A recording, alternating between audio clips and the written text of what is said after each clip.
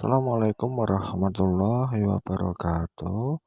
Jumpa lagi dengan channelnya Ibu Dewi Suleka untuk materi pelajaran geografi. Kali ini kita akan melaksanakan yaitu satu kegiatan membahas mengenai latihan soal kelas 11 materi geografi tentang letak, luas, batas, dan karakteristik wilayah Indonesia. Oke, saya ulangi bahwa kita akan melaksanakan yaitu pembelajaran mengenai latihan soal kelas 11 tentang letak, luas, batas, dan karakteristik wilayah Indonesia. Kenapa hal ini dilakukan? Ya, supaya bisa membantu khususnya untuk siswa ya, ataupun siswi SMA khususnya untuk di dalam pembelajaran geografi. Jadi sebentar lagi kemungkinan kalau kita menggunakan kurikulum yang 2013 itu siswa ataupun siswi SMA baik itu pelajaran apapun biasanya sudah mulai melaksanakan penilaian tengah semester atau PTS. Oke, channel ini tentunya pelajaran geografi ini ya itu adalah channelnya dari Ibu Dewi Suleka. Oke, kita lanjut.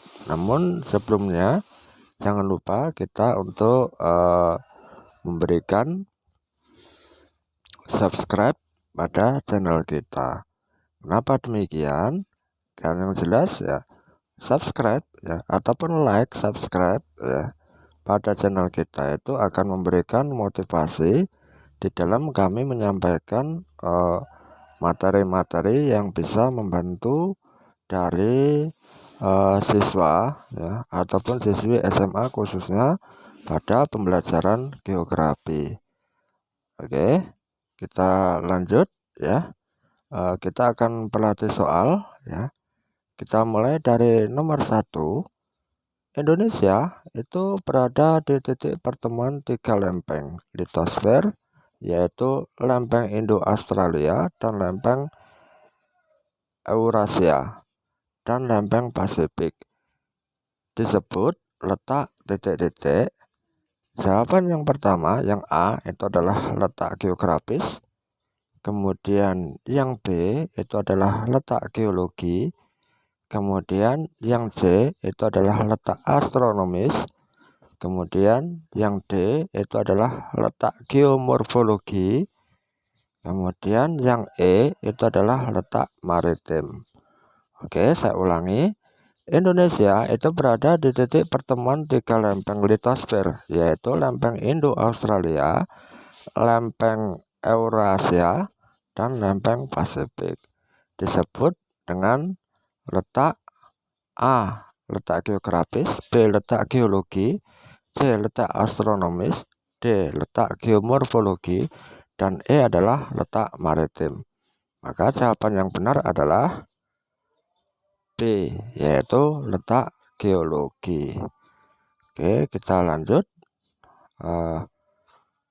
Kita masuk pada soal nomor 2. Indonesia itu terletak pada posisi silang dunia. Fakta ini merupakan letak Indonesia secara A, astronomis, B, geografis, C, geomorfologis, D, geologi, E, ekonomi.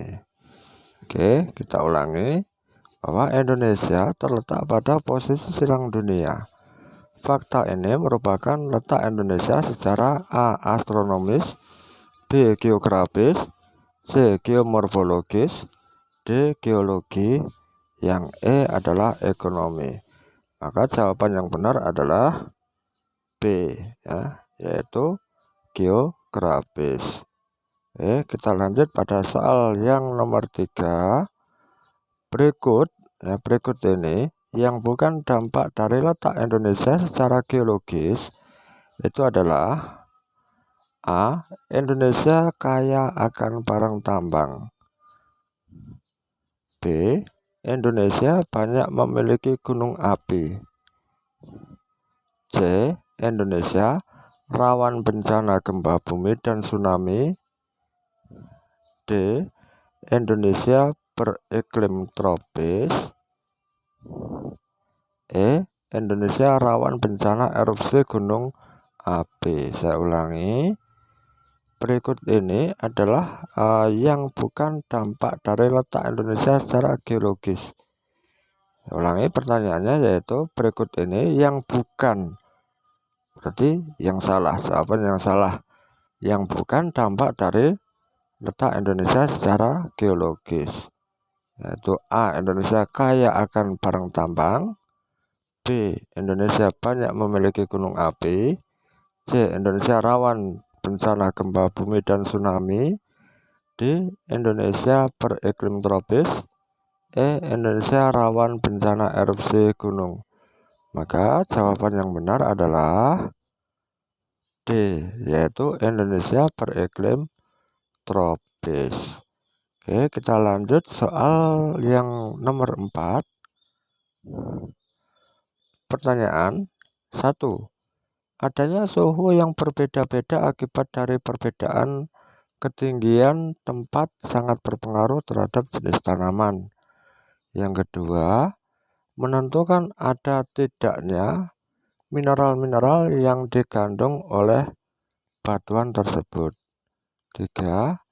Menentukan kepadatan penduduk, misalnya tempat-tempat yang morfologi daratannya berbukti atau terjal, ya, berbukit atau terjal, ya, kepadatan penduduknya kecil. Yang keempat, menentukan kesuburan tanah berdasarkan kandungan mineral di dalamnya. Yang kelima, tersebarnya deretan pulau yang mempengaruhi keragaman budaya. Pertanyaannya, pengaruh letak geomorfologi Indonesia adalah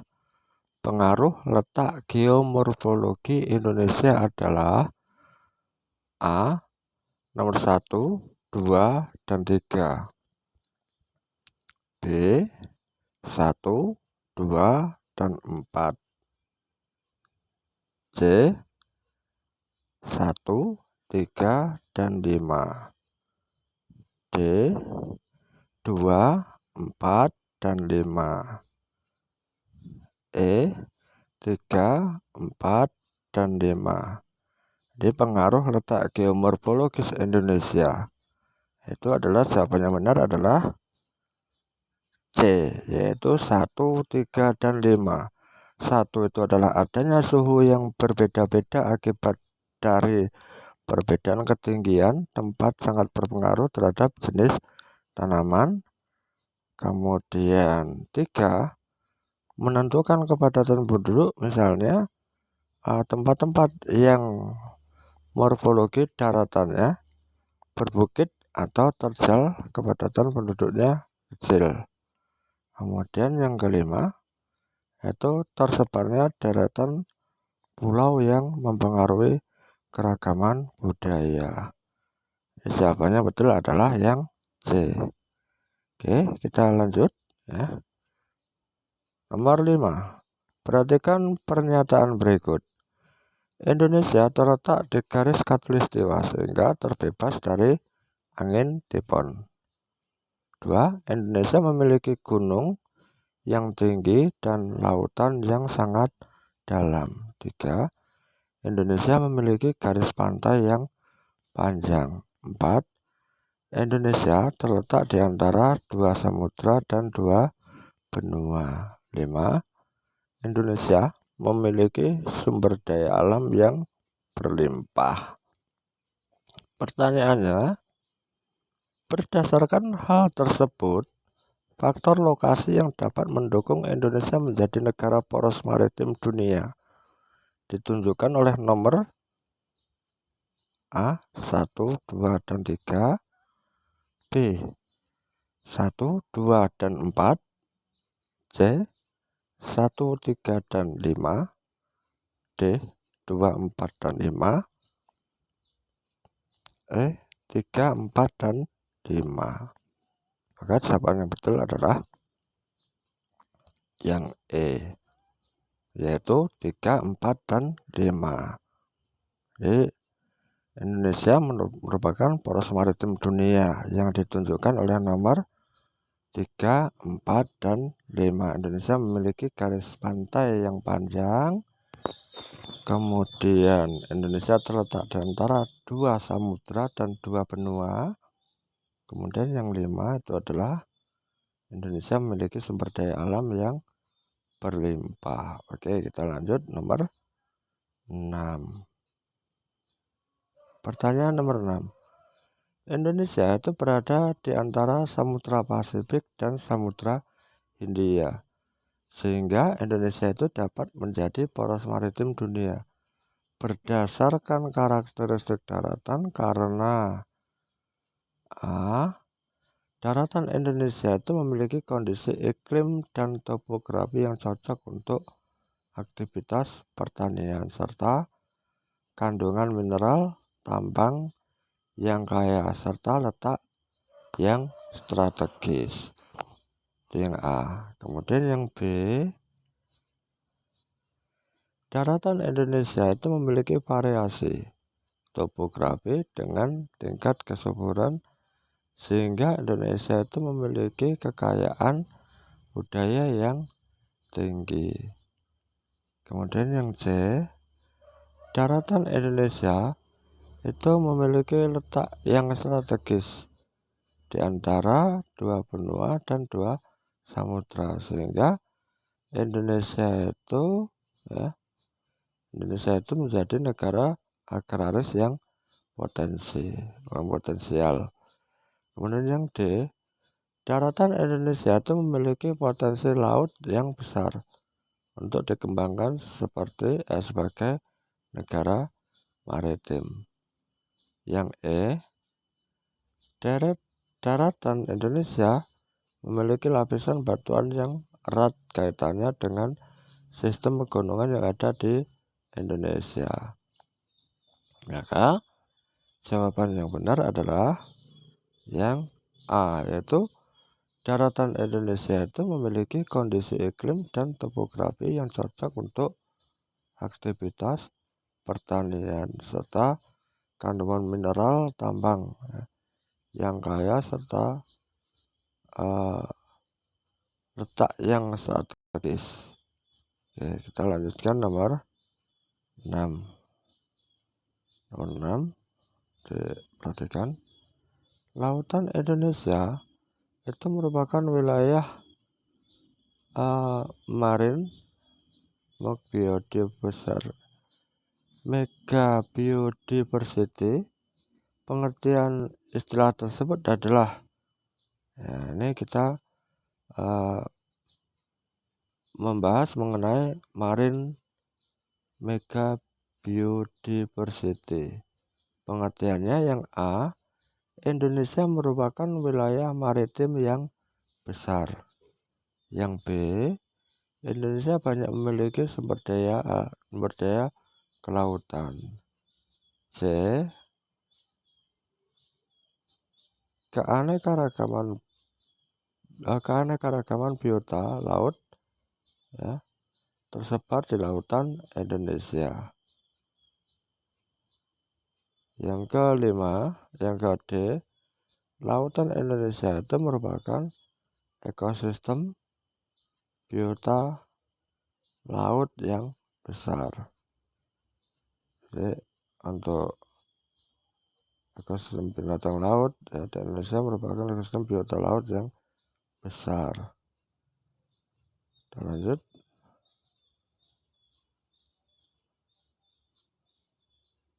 Yang selanjutnya yang D,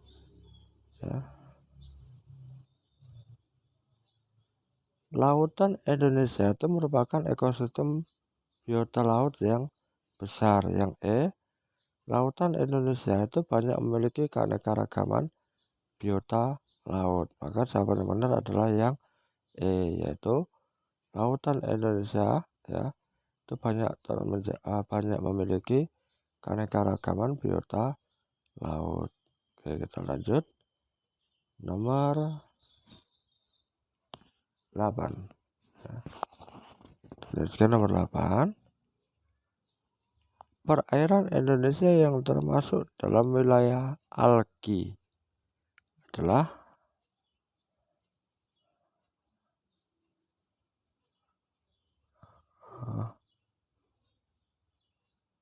perairan Indonesia yang termasuk dalam wilayah algi adalah A. Laut Arafuru, Laut Banda, Laut Seram, dan Laut Maluku. B. Laut Timur, Laut Ledi, dan Laut Banda. C. Laut Sawu, Laut Selat Umbai, Laut Banda. Kemudian yang D. Selat Lombok, Selat Makassar, dan Laut Sulawesi. Yang E. Selat Sunda, Selat Karimata, dan Laut Natuna. Jawaban yang betul adalah yang E, yaitu Selat Sunda, Selat Karimata, dan Laut Natuna. Itu adalah wilayah algi 1. Nomor 9. Indonesia itu memiliki luas wilayah yang begitu besar dan memiliki topografi yang beragam.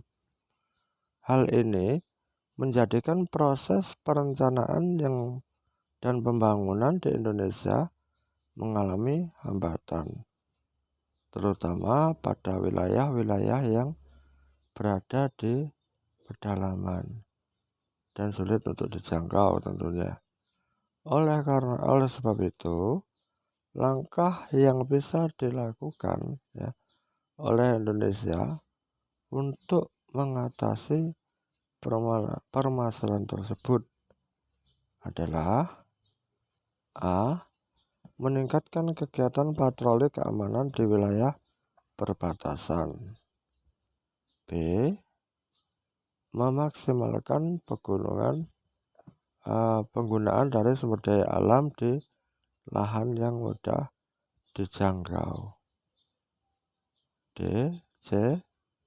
Menggunakan teknologi penginderaan jauh untuk mendapatkan informasi wilayah yang sulit.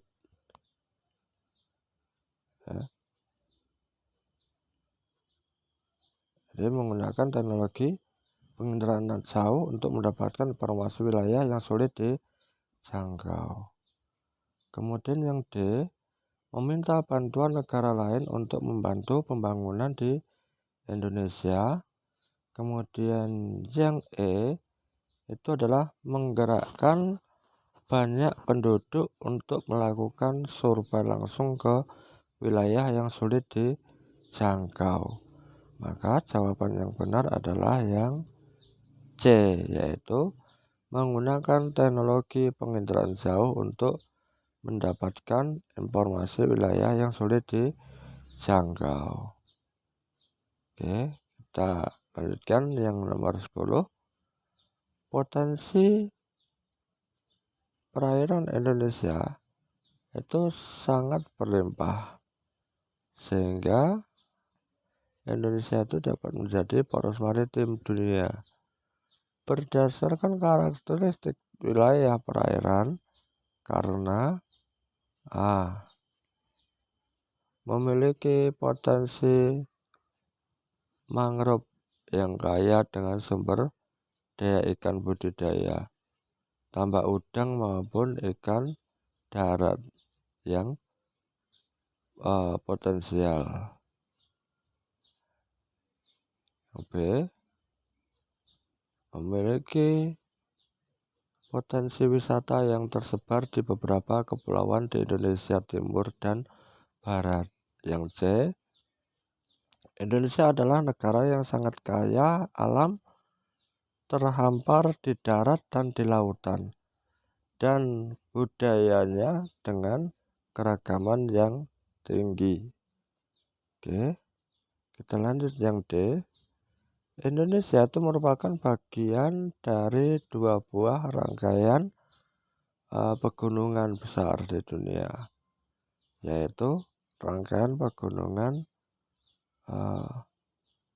Mediterania ya, dan Sirkum Pasifik. Yang E memiliki potensi lestari dan potensi budidaya di garis benua 81.000 km. Jawabannya adalah yang E. Ya. Jawabannya adalah yang E, yaitu memiliki potensi lestari dan potensi budidaya ikan di pesisir yang tinggi di Indonesia Barat ya, dan Indonesia Barat dan Timur dengan garis pantai yaitu 81.000.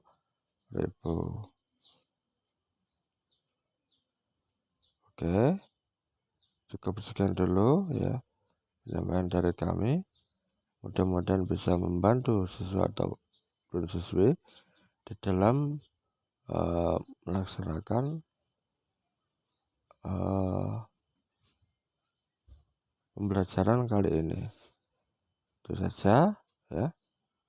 Saya ucapkan sekian dan terima kasih ya. Jangan lupa untuk memberikan subscribe. Kemudian saya akhiri. Wassalamualaikum warahmatullahi wabarakatuh.